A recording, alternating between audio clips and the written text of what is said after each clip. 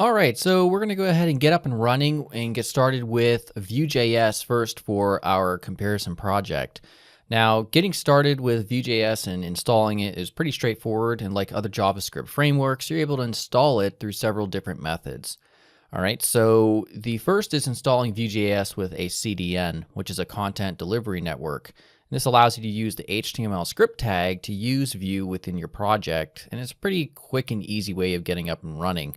The recommended CDN to use is mentioned on the written version of this tutorial, which you can find in the description here on YouTube if you're watching at YouTube, or on Coursetro page where the course is located at.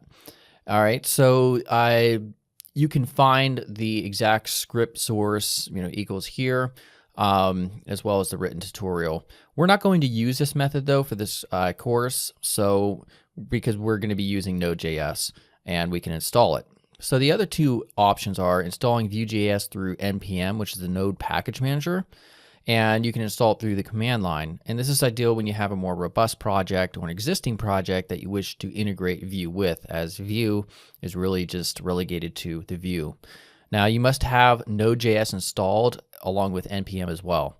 So we're going to need to check this. So to check if you have it installed, if you're not sure, in the command line, you just type in node-v.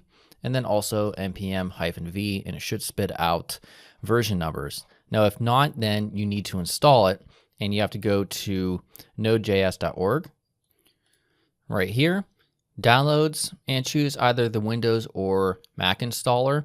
Run through all the default options. By default, the Node package manager, npm, will be included, and install it, and then simply reload or close down your console, your command line, and then go back and run these two commands, and they should be there.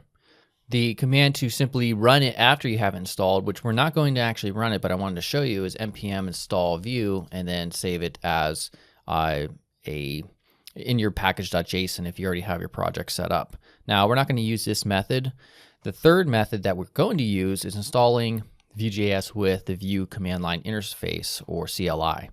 And it makes it quick and easy just to start up a Vue project with basic scaffolding in place, and it provides you with several options that you can also use to set up routing and such.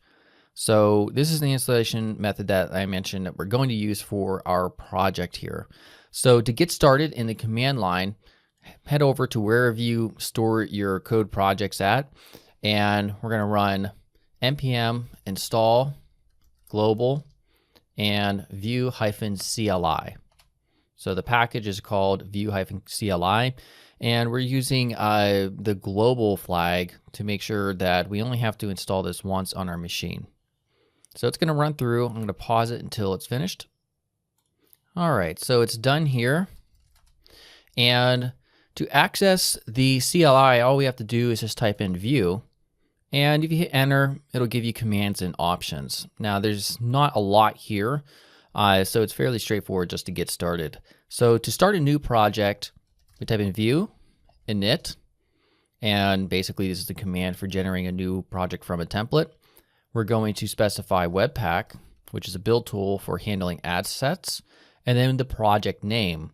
So I'm going to name mine simply compare-vue. And that's the naming convention that we're going to use for React and Angular as well for the project names a little bit later on in this course. All right, so when you run this, it's going to give you a series of prompts, all right? So we can see in the parentheses, this is what it will enter if you just hit the enter key. So we're just gonna leave these all typical. All right, so now we also have the Vue build, and the one that it's defaulted on is the runtime plus compiler, which is recommended for most users. You can use your keyboard's up and down arrow keys to toggle on between these. We're just going to use the one that is recommended for most users. Now, do we want to install the Vue router? We're going to hit Y for yes, simply because we do intend on having a FAQ page, which we already designed earlier in the course in Adobe XD. All right, do we want to use ESLint to lint your code? We don't want linting. We don't want any type of testing. So I'm going to hit N for the next 3 questions. All right, and there we go.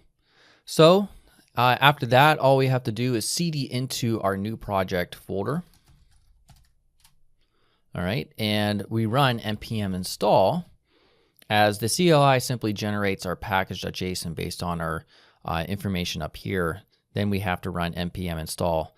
And this is unlike, for instance, the Angular command line interface where it runs npm install for you automatically.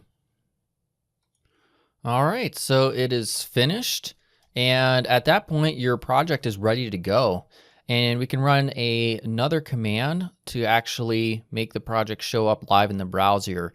And it will automatically rebuild and reload the browser upon certain file changes while you develop your app. So the command to run is npm run dev, which I will have ran as we develop this project so that we could see it in the browser based on the changes. So it just loaded up. It automatically launches whatever your default browser is. I'll drag it over here real quickly.